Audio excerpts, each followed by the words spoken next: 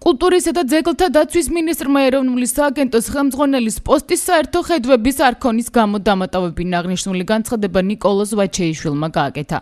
ეროვნული სააგენტოდან გამომიშვეს იქიდან ჩემი ნებით არ წამოვსულ ვარ. საერთოდ არ ვერევი პოლიტიკაში მე ვემსახურებოდი ჩემს ქვეყანას და მომწონდა ის საქმე, რასაც ვაკეთებდი.